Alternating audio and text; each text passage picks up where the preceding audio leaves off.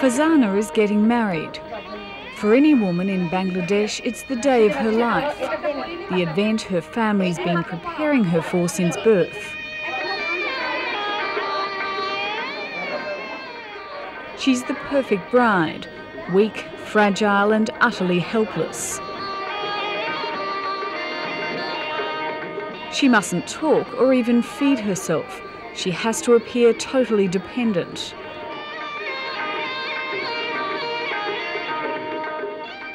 All her life she's belonged to her father, but from this day on she's no longer a member of her own family. Now she belongs to her husband-to-be, a man she met only 2 days before. I'm just going from this house. Marriage means I'm finishing in life and I'm starting a new life. I used to stay with my parents all these years, but now I have to stay with my husband. The golden bracelet symbolises what they call her bondage of love. And bondage is the word that best describes the lives of women in Bangladesh, starting from the day they're born.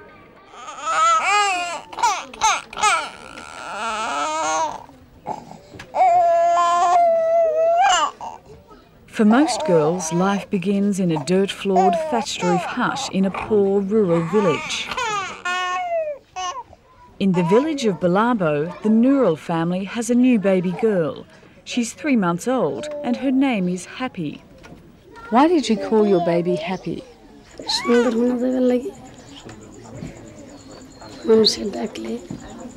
And why do you put the makeup on her?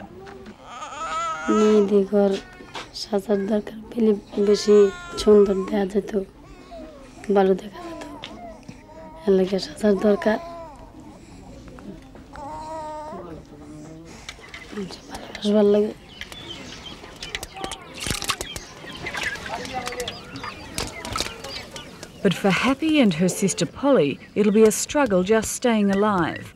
Many children die before the age of 5, and mortality is higher among girls. Most families prefer a boy, so girls get less food, less medication and less care. From adolescence and for the rest of their lives, they're virtually confined to the house, as custom and the state religion Islam dictate. Happy's mother never went to school. Like most villagers, she doesn't know her age, about 25, she thinks. She's had 6 children, 4 of whom died. She's lucky to have lived herself. Almost half the deaths among women her age occur in maternity. But she must keep trying until she gives her husband a son.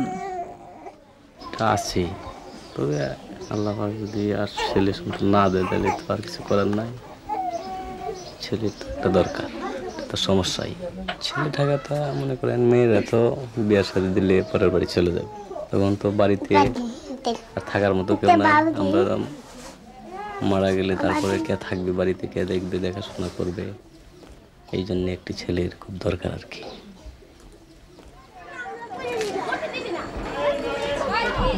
The village's conservative customs will rule every aspect of each girl's life. They'll marry, on average, at the age of 11 and a half, bear children in their early teens and probably never learn to read and write. And life will end in a mud-floored thatched roof hut, just as it began. An incident last year in a village much like this one provided a terrible illustration of the plight of women in Bangladesh. An 18-year-old woman who'd divorced and remarried was accused of adultery by a local religious leader. The village's Islamic court found her guilty. It turned out later that she was innocent, but by then it was too late. A fatwa, or Islamic order, was issued against her, declaring that she must be stoned. The woman was buried in the ground up to her waist, and 101 stones were hurled at her. The stoning didn't kill her, but the shame was so great that she went home and drank insecticide and killed herself. The men responsible were ultimately jailed for 7 years, and the stoning has become the focus of a national campaign for women's rights in Bangladesh. At the forefront of the fight is Taslima Nasreen, a feminist and author who outrages Bangladesh's establishment with her radical views. Taslima writes a regular newspaper feature that she calls the Rotten Column. প্রতি সপ্তাহে আমি বেশ কয়েকটি column লিখি, তো একটির নাম নষ্ট কলাম। তো নষ্ট কলাম এই জন্যই নেওয়া হয়েছে যে মেয়েদের এই সমাজে নষ্ট বলে ভাবা হয়। তারা যদি প্রগতির কথা বলে, তারা যদি সমাজের যা অন্যায় নিয়ম কানুন আছে, যে বৈষম্য আছে নারী এবং পুরুষের মধ্যে, তা ভাঙতে চায় এবং মানুষ হতে চায়, মানুষের মর্যাদায় বেঁচে থাকতে চায় এবং এই বৈষম্য এবং অন্যায়কে সমাজের যা আছে এবং রাষ্ট্রের আরোপিত যে আইন আছে মেয়েদের ওপর, যা মেয়েদের বিপক্ষে যায়, তা যদি ভাঙতে চায় তাহলে তাকে নষ্ট মেয়ে বলা হয়। যে মেয়ে প্রগতির কথা বলে, স্বাধীনতার কথা বলে, তাকে নষ্ট মেয়ে বলা হয়। এটা খুব বিদ্রূপ করে বলা, কারণ আমি বলি যে কোনো মেয়েকেই যদি সুস্থ এবং সভ্য হতে হয়, মানুষ হতে হয়, তাহলে তাকে আগে নষ্ট হতে হবে, এই সমাজের চোখে নষ্ট হতে হবে। Taslima writes about equality and sexuality and rails against Islam. She breaks all of her society's strictest taboos. Her books are bestsellers, but she's paid the price. Late last year, an obscure fundamentalist group declared a fatwa ordering that she be put to death. প্রায় 20 থেকে 25,000 লোক ওতে ছিল এবং তারা বলছিল যে তসলিমা নাসরিনের ফাঁসি চাই, তসলিমা নাসরিনের মৃত্যুদণ্ড চাই এবং তাদের ব্যানারও এরকম লেখা ছিল যে তসলিমা যে ধর্মের বিরোধিতা করে তার মৃত্যুদণ্ড চাই, তসলিমার প্রতিটি বই ব্যান্ড হোক চাই। Are you attacking Islam? Yes, directly. That must be a very brave or a foolish thing to do in this country. I think it is not foolish work. এখানে মেয়েদের অবস্থা উন্নতি করবার জন্য প্রথমে আমি মনে করি ধর্ম একটা প্রধান বাধা। এই ধর্মের যে আইন আছে দেশে তা সম্পূর্ণই সমাজ থেকে, রাষ্ট্র থেকে মুক্ত করতে হবে। Taslima now lives her life in virtual hiding and under guard. The government regards her as an embarrassment and prohibits foreign journalists from meeting her. We had to interview her in secret in a Dhaka hotel. একটি স্বাভাবিক মানুষের মতো জীবনযাপন করতে পারি না, আমি বাইরে যেতে পারি না, কোনো পাবলিক ফাংশনে যেতে পারি না। তো কিন্তু গভর্নমেন্ট তাদের বিরুদ্ধে কিছুই করেনি, শুধু কারণ এখানে সরকার ইসলামকে ব্যবহার করছে তাদের রাজনীতিতে। সুতরাং এই মোল্লাদের বিরুদ্ধে কিছু করলে তাদের আবার ক্ষমতায় টিকে থাকা যাবে না বলেই এরকম করছে, মানে তারা চুপ থাকছে। এই মোল্লারা ফতোয়া দিচ্ছে, সমাজটাকে নষ্ট করে ফেলছে, বিনিময়ে কোনো অ্যাকশন নিচ্ছে না government. Not long after our interview, a warrant was issued by the Dhaka police for Taslima's arrest. She's charged with outraging religious feeling. If she's found guilty, she faces 2 years hard labour in jail.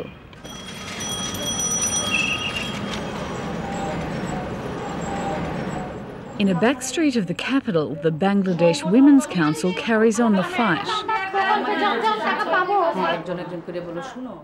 Mainstream feminists like Aisha Khanam blame not Islam but poverty and lack of education for the plight of women.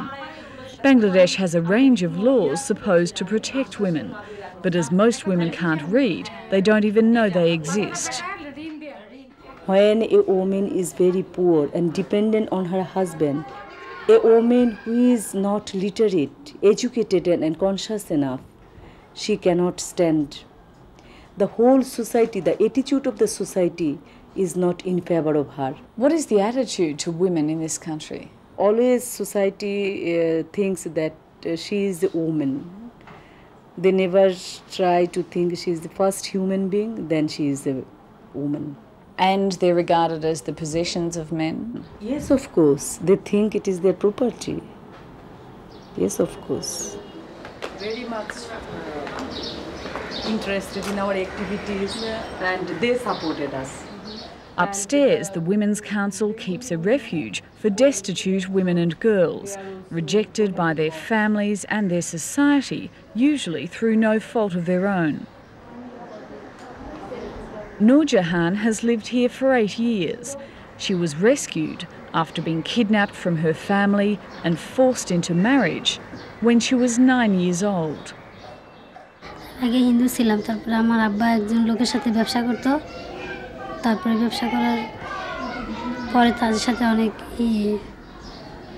গন্ডগোল হয়, তারপরে আমার আব্বার সাথে অনেক শত্রুতা করার পরে ওরা আমাকে আর কি নিয়ে যায়, জোর করে নিয়ে যাওয়ার পরে তারপরে মিথ্যা একটা কাবিন করছে, করার পরে এগুলো নিয়ে অনেক কেস টেস হয়েছে। How old was the man who kidnapped you? তা আমি বলতে পারি না কত বয়স, 30-35 হবে। How old were you when you were forced to marry him? 9 বছর। The Women's Council helped Noor Jahan's family take the man to court and get her back, but the shame was too powerful to allow her to return home. ফিরে যায়নি কেন? ওইখানে তো একটা এরকম গন্ডগোল হয়েছে, তে ফিরে গেলে একটা আমাদের সমাজের একটা খারাপ না। Do you think that you're blamed for what happened to you? হ্যাঁ, লজ্জা বোধ করবে না, কারণ আমার ফ্যামিলি না হলে আমার নিজের তো লজ্জা আছে। Noor Jahan's friend Rokia, abandoned by her husband and rejected by her family, now has a girl of her own and is determined to give her a better life. আমি জীবন লেখাপড়া শিখে আমি ওকে ভালো সুন্দর জীবন করতে চাই। শিক্ষা মানব জাতির মেরুদণ্ড, শিক্ষা ছাড়া তো মানুষ সব কিছু বুঝতে পারে না, শেখা।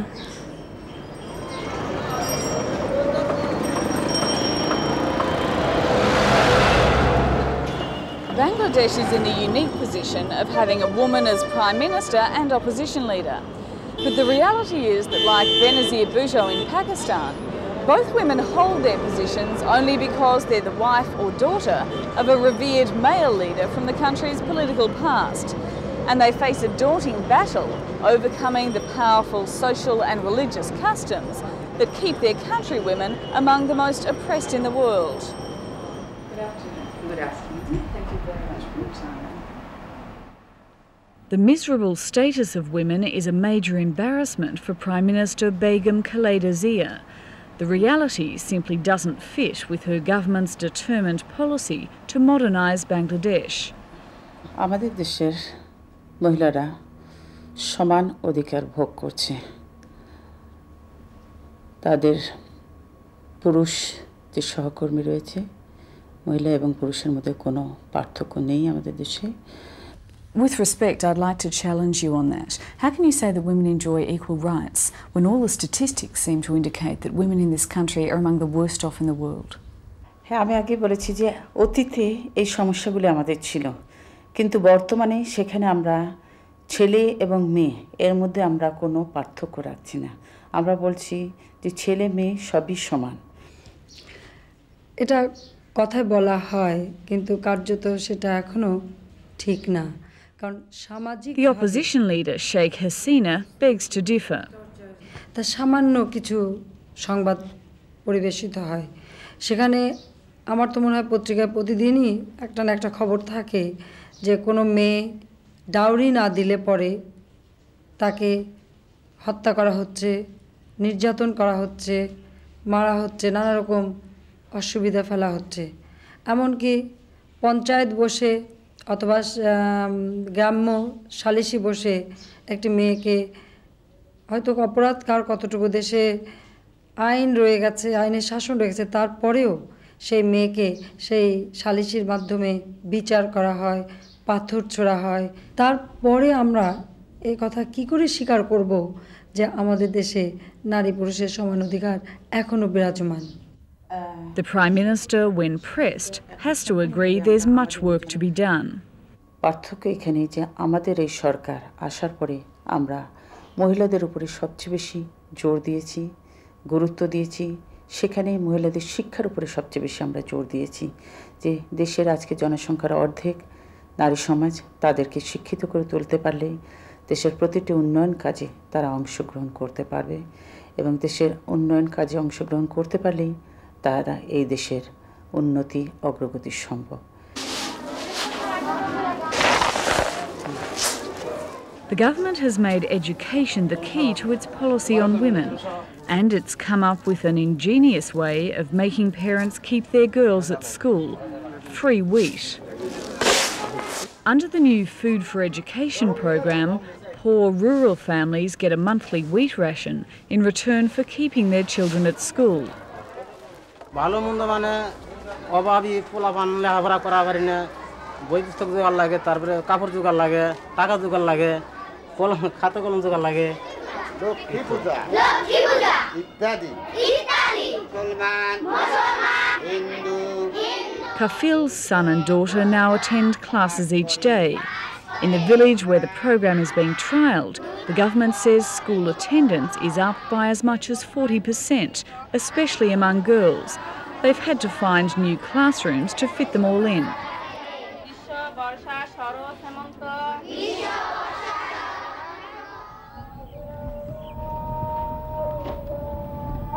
But Food for Education is costing the government nearly $40 million in its first year.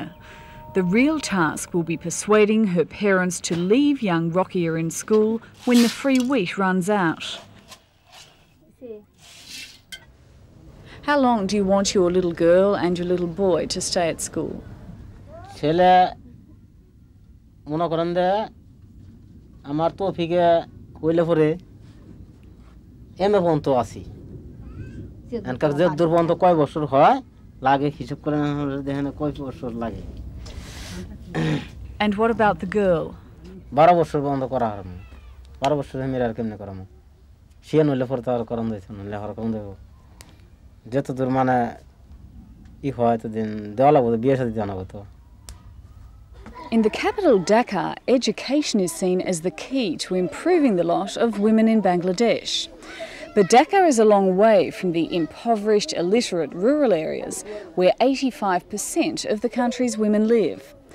Out here in the countryside, programs to educate women have faced hostile opposition from some powerful local religious leaders who claim that sending girls to school is un-Islamic because they should be at home.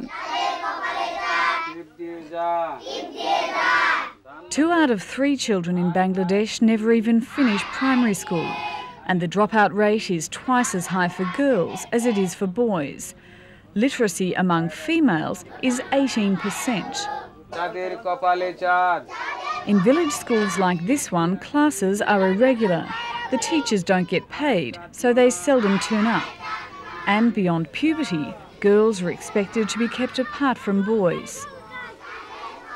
পারস্পরিক সম্পর্কটা আপনার সাবালেক হওয়ার পূর্ব পর্যন্ত অবাধে তারা পারস্পরিক সম্পর্ক গ্রহণ করতে পারে, কিন্তু যখন তাদের বয়স্ক হয়ে গেল তখনই তাদের বন্ধুত্বটা গড়তে হইলে একমাত্র ওদের সাথেই বন্ধুত্ব করতে পারবে যাদেরকে ওরা বিবাহ করতে পারে না, যেমন সহোদর ভাই, বাইরের ঘরের ভাতিজা, ওদের সাথেই অবাধে তারা চলাফেরা এবং প্রীতিপ্রেম রক্ষা করতে পারবে।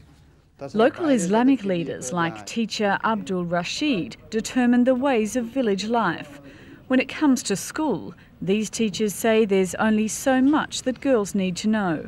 মেয়েরা সাধারণত হয়তো অনেক মেয়েরাই পারিবারিক জীবন যাপন করবে, তো পারিবারিক জীবন যাপন করতে যতটুকু শিক্ষার বিশেষ প্রয়োজন, যতটুকু শিক্ষিত না হইলে পরে তার পারিবারিক জীবন যাপন করা সম্ভব হয় না, ততটুকু কমপক্ষে শিক্ষা গ্রহণ করতেই হবে। পারিবারিক সাধারণত হিসাবপত্র জানা দরকার, কতটুকু আয় ব্যয়ের একটা হিসাব তার জানা দরকার। ছেলে মেয়েদেরকে তার থেকে ছেলে মেয়ে হলে তাদেরকে শিক্ষিত যাতে করা যেতে পারে, এই পরিমাণ শিক্ষা মায়ের না থাকলে তার সংসার সুষ্ঠুভাবে সে পরিচালনা করতে পারে না। This is the slum area that you can see. There are a lot of women, capable women. But just when a story starts getting depressing, you meet somebody like Professor Muhammad Yunus. The professor seems more revolutionary than banker, but a banker he is. His, mind you, is no ordinary bank. When I told this to the manager, he fell from the sky. He couldn't believe that I was suggesting he lend money to the poorest people. He said bank cannot lend money to the poor. Professor Yunus believes the key for women is financial independence, and so he set up the Journeyman Bank, which lends only to poor people and almost exclusively to women. She's telling me that she started this business when she first got the loan, and she says she's improved her life. She paid back the loan, first loan, and she took a second loan of 3,500 taka. And she says, I'm doing fine.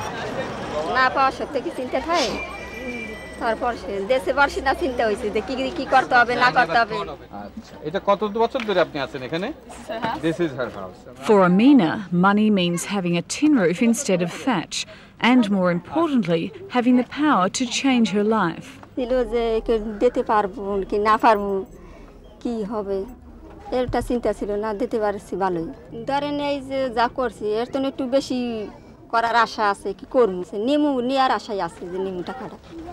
Many of the women that we lend money to, for the first time, they touched money in their life with the Journeyman money, and they would be in tears holding that money.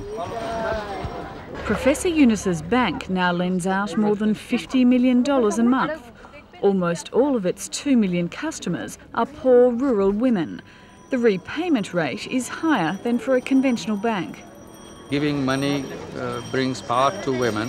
One of the worst things about poverty and being a woman in a poor family is that you don't have your personal dignity, your personal esteem, self-esteem of any kind. So you see, this immediately builds up self-esteem and self-confidence. You know you are somebody.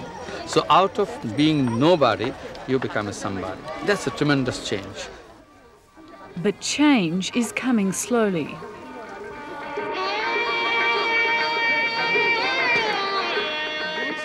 It's now the night of the wedding. Fazana waits, alone and on display. The celebrations go on without her. Upstairs in a separate room, the jubilant groom enjoys a feast fit for a king. He's waited on, as is the custom, by the female relations of his new bride. It's only when the night is almost over and most of the guests have gone that he joins his bride. On this, their second meeting, she won't meet his eyes. She must remain downcast and demure. This is how a wife behaves. From now on, her life is in his hands. What do you hope for? I wish I can have a very happy married life. It will be understanding, and we can share our happiness and sorrow, and that's all.